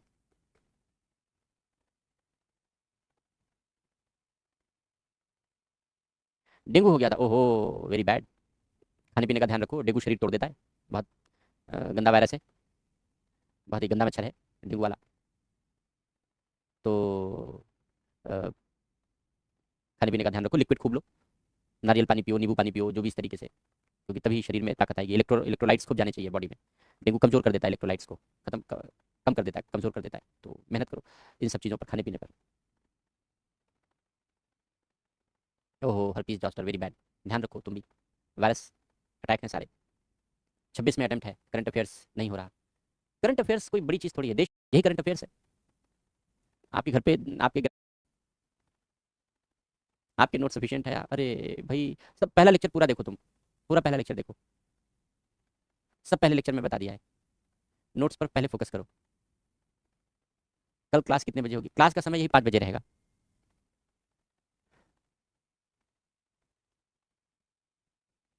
संवैधानिक और सांविधिक, संवैधानिक जो संविधान में लिखा है, और सांविधिक जो संसद ने कानून बना के बनाया है, उसको सांविधिक कहेंगे। 26 तक अभी से स्टार्ट कर दें करंट अफेयर्स। अरे देर कर दिया तुमने 26 के लिए, बहुत देर कर दिया करंट अफेयर्स पढ़ने में। अब तक शुरू कर देना चाहिए था 26 के लिए, बहुत पहले से शुरू कर देना चाहिए था। 8 बजे से नहीं होगी क्लास, 3 क्लासेस बची हैं, क्योंकि सुबह 8 बजे से मेरी ऑफलाइन क्लास शुरू हो गई है। ऑफलाइन क्लास शुरू होने की वजह से 3 क्लासेस बची हैं। तो people भूल जाते हैं, लिख लो, कर लो, बहुत अच्छी बात है। पूरा करंट के नोट्स की जरूरत नहीं है, वाले पेपर तो 300-400 में हो जाते हैं साल भर के लिए। अभी से शुरू कर सकते हो पढ़ना, आपको दिखाया। हाँ सीपी ग्राम्स में शिकायत कर सकते, हर जगह कर दो, क्या फर्क पड़ता है। मैगजीन में जो आपका डेली, क्योंकि तो डेट आगे पीछे हो सकती है, उसके बारे में देखो मैंने पहले भी बताया। रियल एग्जाम एआई पर है भी, देखो बच्चे, और आरटीआई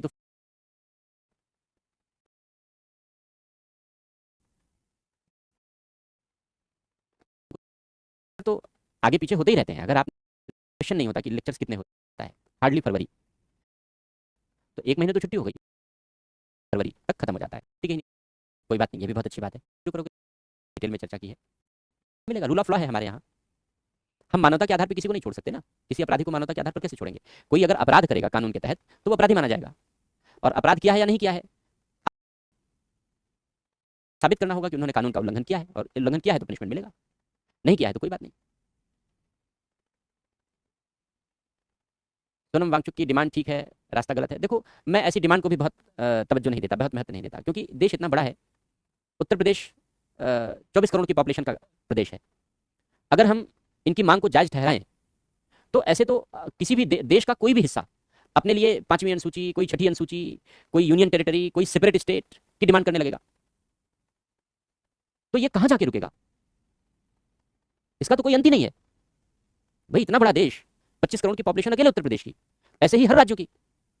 अगर सोनम वांगचुक जैसे लोग हर राज्य में ऐसे पैदा हो जाएं, तो देश तो विघटन के कगार पे पहुंच जाएगा।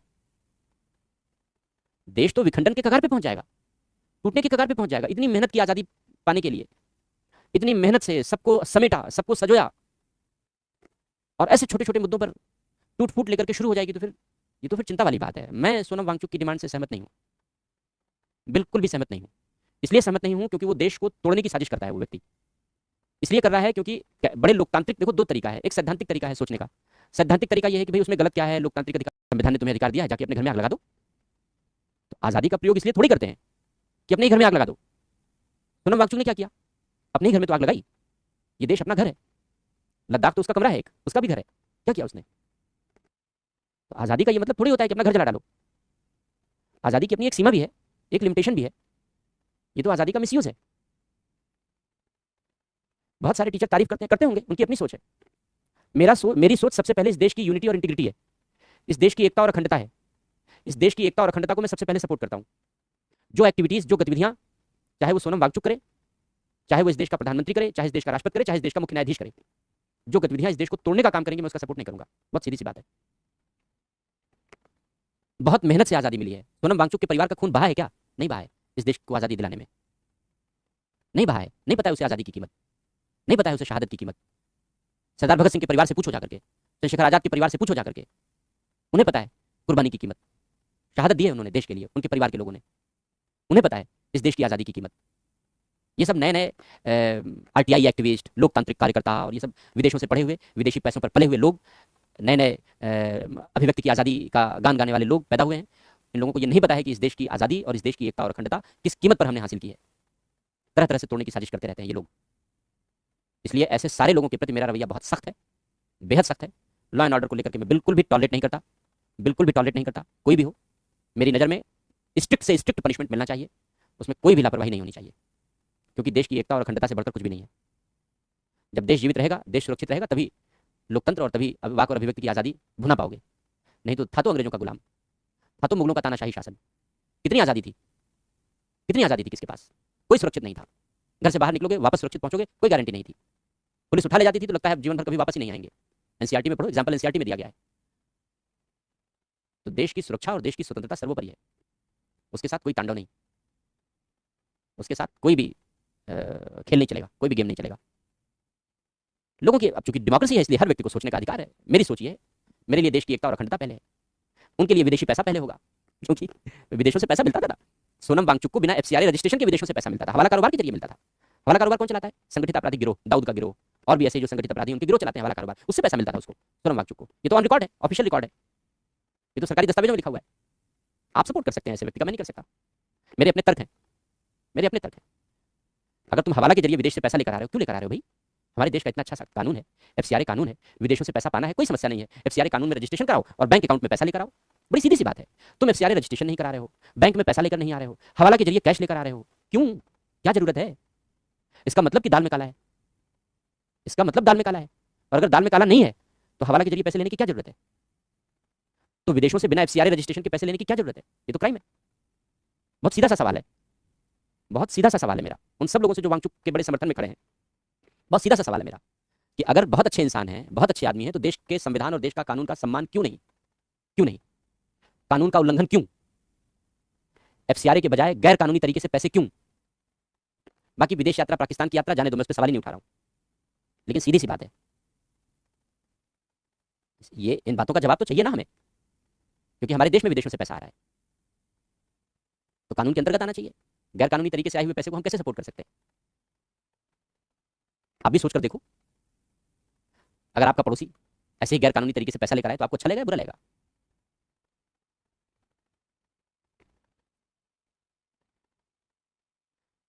सोनम वांगचुक देश चला गया क्वेश्चन ऊपर, कोई बात नहीं। वो देखो, अगर उन्होंने चाहिए जिससे और लोगों के लिए भी एग्जाम्पल सेट हो, मैनेज करेंगे बिना कानून के। आप जिले में जिला, नहीं नहीं नहीं, मैं सोनम वांगचुक को सपोर्ट करता हूँ, आई सपोर्ट सोनम वांगचुक, मैं नहीं इसके खिलाफ केस दर्ज करूंगा, ले जाओ ले जाओ और लाओ हवाला के जरिए पैसा, बेच दो देश को, चीन के हाथ, पाकिस्तान के हाथ। ऐसे डीएम बनोगे, ऐसे एसपी बनोगे, ऐसे अधिकारी चीज पकड़े इसकी। ऐसे ऑफिसर्स नहीं चाहिए हमें, ऐसा व्यक्ति चाहिए जो सिस्टम, हमें हमें ऐसा व्यक्ति सिविल सेवाओं में चाहिए जो सिस्टम को रन करे, जो सिस्टम को सपोर्ट करे। व्यक्ति को सपोर्ट करने वाले लोग नहीं चाहिए कि आप मोदी को सपोर्ट कर रहे हैं या योगी को सपोर्ट कर रहे हैं या गवई को सपोर्ट कर रहे हैं या राहुल को सपोर्ट कर रहे हैं या अखिलेश को सपोर्ट कर रहे हैं। ऐसे व्यक्ति नहीं चाहिए हमें सिविल सेवाओं में, ऐसे व्यक्ति नहीं चाहिए, बिल्कुल भी नहीं चाहिए। हमें सिविल सेवाओं में ऐसे व्यक्ति चाहिए जो देश के संविधान को सपोर्ट करें, जो देश के कानून को सपोर्ट करें, जो देश की एडमिनिस्ट्रेटिव मशीनरी को सपोर्ट करें, जो देश की गवर्नेंस को सपोर्ट करें, जो देश के लेजिस्लेटिव सिस्टम को, जो देश के डेमोक्रेटिक पैटर्न को सपोर्ट करें। हमें ऐसे लोग चाहिए, हमें ऐसे लोगों की जरूरत है सिविल सेवाओं में। तो जो आपका अप्रोच है, अप्रोच भी ऐसा ही होना चाहिए। जो राजनेता है उनको राजनीति करने तो कोई फर्क नहीं पड़ता, लेकिन आपका ओपिनियन व्यक्ति परक नहीं होना चाहिए, आपका ओपिनियन सिस्टम परक होना चाहिए, व्यवस्था परक होना चाहिए। इंदिरा गांधी ने आपातकाल लगाया, सबने आलोचना की, करना चाहिए, लेकिन खालिस्तान से उन्होंने देश को मुक्त कराया। शायद कोई और प्रधानमंत्री होता तो न करा पाता, उस समय जितने भी प्राइम मिनिस्टर आसपास थे, लेकिन ये उनकी इच्छा शक्ति थी, उन्होंने खालिस्तान से देश को मुक्त कराया, इसलिए उनकी तारीफ करते हैं इस मामले में। हमें देश से मतलब है, व्यक्ति से मतलब नहीं है, व्यक्ति से मतलब नहीं है, देश से मतलब है। जो देश के लिए सोचेगा, जो देश के लिए काम करेगा, जिसके लिए देश सर्वोपरि होगा, जिसके लिए सिस्टम सर्वोपरि होगा, संविधान कानून सर्वोपरि होगा, हम उसका सपोर्ट करेंगे। जिसके लिए ये चीजें सर्वोपरि नहीं है, हम उसका सपोर्ट नहीं करेंगे। सिविल सेवा में जा रहे हो ना आप, तो सिविल सेवक जैसी सोच रखो, तब सिविल सेवक जैसी सोच रखनी पड़ेगी। और सिविल सेवा की तैयारी करने का यही फायदा है कि जो हमारा थॉट प्रोसेस है, जो हमारा सोचने का नजरिया है, वो बहुत ब्रॉडर हो जाता है, बहुत व्यापक हो जाता है। हम बड़े ब्रॉडर पर्सपेक्टिव में किसी चीज को सोच सकते हैं। रिप्लाई प्लीज, किस चीज का क्वेश्चन पूछो? 59 लाख करोड़ करते हो, तो सरकार देखेगी ना डिसीजन लेगी। जब कार खरीदे हो कभी, या स्कूटी या बाइक खरीदे हो, घर में साइकिल खरीदे हो, कर्जा लेके खरीदे होगे ना, बिना बिना ईएमआई के खरीद लिए। कुछ मत खरीदो, कोई कर्जा नहीं होगा तुम्हारे ऊपर, लेकिन चाहते हो कि कार भी खरीद लें, घर भी बनवा लें। एप्पल वाला महंगा वाला लैपटॉप भी खरीद लें, एप्पल वाला महंगा वाला फोन भी खरीद लें 2 लाख का, एप्पल वाला टैबलेट भी महंगा वाला खरीद लें, तो बिना ईएमआई के खरीदोगे क्या? नहीं खरीदोगे ना बच्चे, नहीं खरीदोगे ना, तो कर्जा लोगे, तभी तो ईएमआई हुई। ऐसे ही देश चलता है। मत करो विकास देश का, पाकिस्तान बन जाओ, कोई जरूरत नहीं कर्जा लेने की। हालांकि वो तो भिखारी है इसलिए सबसे मांगता रहता है, लेकिन अगर देश को मत विकसित करो, कहीं से उधार लेने की जरूरत नहीं है, मत करो खर्चा। लेकिन अगर कहीं इन्वेस्ट करोगे, कहीं निवेश करोगे, पैसा तो लेना पड़ेगा। एशियन डेवलपमेंट बैंक से हमने उधार लिया और पूरा पैसा हमने नॉर्थ ईस्ट में इन्वेस्ट कर दिया। आज नॉर्थ ईस्ट के राज्यों की जीडीपी जानते हो? 9.5% से लेकर 11% के बीच, छोटे छोटे राज्य हैं, 9.5% से लेकर 11% के बीच नॉर्थ ईस्ट के राज्यों की जीडीपी चल रही है। कैसे? उधारी से। चुकता कर लोगे कि नहीं चुकता कर लोगे, एक बात ये बताओ, हो जाएगी चुकता? तो काहे इस बात की चिंता करते हो कि हमारे ऊपर इतना लाख का कर्जा है? अरे चुकता कर लोगे, जीडीपी बढ़ेगी, क्या करोगे पैसा? वापसी दोगे ना जब इनकम बढ़ेगी तो। जब उस पैसे को देखो, एक तो तरीका है कि पैसा लेके डकार जाओ जैसे पाकिस्तान करता है, तो गरीब के गरीब बने रहोगे उधारी के बावजूद भी। लेकिन एक दूसरा तरीका है, जैसे मैंने नॉर्थ ईस्ट की बात की, 2.5% की जीडीपी थी नॉर्थ ईस्ट के स्टेट की, नहीं लगाते थे हम पैसा, अब विदेशों से पैसा लेकर के हमने इन्वेस्ट कर दिया, 11% की जीडीपी ले रहे हैं। कहाँ जाएगा ये पैसा जो पैदा होगा? वापस कर दो, क्या दिक्कत है? मत खरीदो रक्षा सामग्री, मत बनाओ डिफेंस के हथियार, कोई पैसे की जरूरत नहीं है। पाकिस्तान एक बम फेंके, बोले अरे रुक जाओ भाई, नहीं है हमारे पास हथियार, मत बनाओ हथियार, हाथ जोड़े खड़े रहोगे, देखो हम अहिंसा के पुजारी हैं, गांधी जी के देश के हैं, एक झापड़ मारोगे दूसरा गाल भी तुम्हारी तरफ कर देंगे, इसलिए प्लीज मत मारो, अहिंसा के पुजारी हैं। और नहीं तो अगर ताकतवर बनना चाहते हो तो हथियार बनाने पड़ेंगे, हथियार बनाने पड़ेंगे, पैसा चाहिए, कहाँ से आएगा? कर्जा लेना पड़ेगा, और कहाँ से आएगा? मकान बनाओगे कर्जा लोगे, कार खरीदोगे कर्जा लोगे, बाइक खरीदोगे कर्जा लोगे, सिंपल सी बात है, सिंपल सी बात है। ऐसे देश में ये सारे काम होंगे तो कर्जा लेंगे, जैसे यहाँ ईएमआई से पैसा वापस करते हैं वैसे वहां से पैसा वापस करेंगे। बड़ा मकान खरीदोगे बड़ा कर्जा लोगे, एक कमरे का मकान लोगे छोटा कर्जा लोगे, कहाँ इन सब चक्करों में पड़े हो? सोच बड़ी रखो। ये नेता कुछ कह देता है और अगर आप उस नेता के समर्थक हैं तो आप उस बात को पकड़ लेते हैं, अरे मेरा नेता सही बोला। ऊपर उठो, हमने कहा व्यक्तिवाद से ऊपर उठो, व्यक्तिवाद से ऊपर उठो, सिस्टम के बारे में सोचना शुरू करो, सिस्टम की तरीके से सोचना शुरू करो, कैसे सिस्टम वर्क करता है, समझ गए? कहाँ कर्जा का अमाउंट लिए घूमे फिर रहे हो, छोड़ दो वो, भूल जाओ। जैसे सब चल रहा है वैसे वो भी अदा हो जाएगा। पहले नहीं लेते थे क्या उधार? पहले भी लेते थे, जितना डेवलपमेंट करोगे उतना लेना पड़ेगा। मर्सिडीज खरीदोगे बड़ा अमाउंट लोगे ये उधारी में, और मारुति की अल्टो खरीदोगे तो बिल्कुल नहीं लेना पड़ेगा, बहुत कम में काम चल जाएगा। ऐसे ही देश है, जितना बड़ा काम करोगे उतना बड़ा उधार लेना पड़ेगा, जितना छोटा काम करोगे देश में सरकार को उतना छोटा अमाउंट उधार लेना पड़ेगा। उधार तो लेना ही पड़ेगा, सबको लेना पड़ता है, अमेरिका भी लेता है, विकसित देश है तो क्या हुआ, वर्ल्ड बैंक से उधार सब लेते हैं। समझ में आ गया? अब कभी किसी से मत कहना कि देश में इतना उधार है, उधार है तो मेहनत करो, कमाओ, जब देश की जीडीपी बढ़ेगी अदा कर देंगे, यही तो है।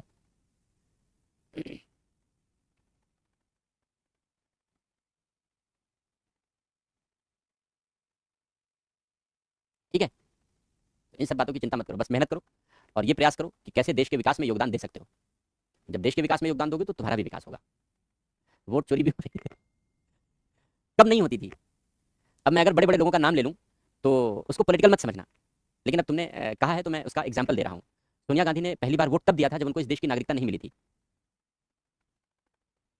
तब उनको इस देश की नागरिकता नहीं मिली थी, बिना नागरिक बने उन्होंने देश में वोट दे दिया था। ये क्या है? जिसने वोट चोरी का मामला उठाया वो अपनी माता जी से पूछे कि माता जी तुमने क्या किया था, उनके दादाजी ने क्या किया था, नाना जी ने क्या किया था। ऑन रिकॉर्ड है, ये सब ऑन रिकॉर्ड है, कहीं कहीं की सुनाई बातें नहीं है। जो देश के पहले शिक्षा मंत्री थे, शिक्षा मंत्री से नैतिकता की उम्मीद की जाती है। जो देश के पहले शिक्षा मंत्री थे चुनाव हार गए यूपी से, गोविंद बल्लभ पंत चीफ मिनिस्टर थे, प्रधानमंत्री का फोन आया, नेहरू जी का फोन आया पहले लोकसभा चुनाव में, भाई अरे हार गए जिताओ, तो उन्होंने कहा नहीं हम तो यहाँ जिलाधिकारी ने रिजल्ट घोषित कर दिया है। प्रधानमंत्री जी ने कहा जितवाओ वरना न तुम मुख्यमंत्री रहोगे ना वो डीएम रहेगा, जीत के आना चाहिए, क्योंकि शिक्षा मंत्री थे, उनको शिक्षा मंत्री बनाना था, पहले भी थे, नेहरू जी के करीबी थे। नतीजा ये हुआ कि मुख्यमंत्री ने डीएम को कहा कि भाई तुम्हारी नौकरी भी खतरे में है और मैं भी खतरे में हूँ, मेरी कुर्सी भी खतरे में है। प्रधानमंत्री का सख्त आदेश है, जो डिक्लेयर्ड रिजल्ट था उस डिक्लेयर्ड रिजल्ट को बदला गया, क्योंकि तब मीडिया वगैरह कुछ था ही नहीं, डिक्लेयर्ड रिजल्ट को बदला गया, रिजल्ट को बदल करके जो हारे हुए शिक्षा मंत्री थे उनको जीता हुआ घोषित कर दिया गया, और जो प्रत्याशी जीता हुआ था उसको हारा हुआ घोषित कर दिया गया, क्योंकि तब पहले शिकायत वगैरह कोई कहीं व्यवस्था थी नहीं। इसको क्या कहोगे? तो सवाल यह है कि आप आज के समय में जो समस्याएं हैं, ऐसा नहीं है कि वो समस्याएं आज अचानक पैदा हो गई हैं, समस्याएं पहले से चली आ रही हैं, उनको धीरे धीरे दूर करना पड़ेगा। हमने जब वोटर आईडी कार्ड बनाया बहुत सारी समस्याएं उससे दूर हुई। पहले बैलेट पेपर में प्रत्याशियों के नाम नहीं छपते थे, जब पहला चुनाव हुआ तो नाम नहीं छपता था किसी का, इसीलिए ये हेराफेरी आसान हो गई, क्योंकि नाम छपता ही नहीं था। फिर हम लोगों ने नाम छापना शुरू किया कि नहीं नाम छापना जरूरी है, ये पता चला कि अरे देश के बहुत लोग तो निरक्षर हैं, वो तो नाम पढ़ ही नहीं पाएंगे, तो हुआ कि ऐसा करो चुनाव चिन्ह छापना शुरू करो, तो नाम के आगे चुनाव चिन्ह छापना शुरू किया गया। तो हमारे लोकतंत्र ने सीखा है चुनौतियों के साथ साथ, डे बाई डे। तो बैलेट पेपर में चुनाव चिन्ह छपने लगा, क्योंकि आदमी पढ़े लिखे नहीं थे, तो वो चुनाव चिन्ह देख करके बैल, हाथी, घोड़ा, झाड़ू, झाड़ू तो भाई फिलहाल, लेकिन इस तरीके से चुनाव चिन्ह देख करके तब वोट करते थे। तो हमने learning by doing, doing by learning, दोनों चीजें हमने समय के साथ सीखा है, और समय के साथ सीख करके अपने इलेक्टोरल प्रोसेस को हमने अपडेट किया है। तो अपडेशन की प्रक्रिया अभी भी जारी है। सबसे बड़ा अपडेट हुआ जब टीएन शेषन बने चुनाव आयुक्त, तब सबसे बड़ा अपडेट हुआ। तब टीएन शेषन के समय सबसे बड़ा अपडेट हुआ। तो अपडेट लगातार होते रहे, कोशिशें लगातार की जाती रही। तो इसलिए जो कमियां हैं, मैं ये नहीं कह रहा कि कमियां नहीं है, कमियां अवश्य हैं। उन कमियों को समय के साथ दूर करना जरूरी है। वोटर आईडी कार्ड में एक एक आदमी का 2-2 3-3 जगह वोटर आईडी कार्ड होता है। बड़े बड़े नेताओं के, अब तो बड़े बड़े नेताओं के निकल रहे हैं, अब तो बड़े बड़े नेताओं के नाम निकल रहे हैं जिनके 2-2 3-3 वोटर आईडी कार्ड हैं, जिनके नाम 2-2 3-3 जगह विधान सांसदीय और विधानसभा क्षेत्रों में दर्ज है। तो अब बड़े बड़े नेता ऐसा कर रहे हैं। Please tell me answer. हाँ, क्वेश्चन पूछो, तब तो क्वेश्चन पूछो। लेकिन हमने लिखा कि प्रशासनिक सुधार नहीं हुए, तो नहीं हुए, इसका मतलब किसी ने नहीं किया। ये बुरी बात नहीं है, कुछ लोगों को बुरा लगता होगा।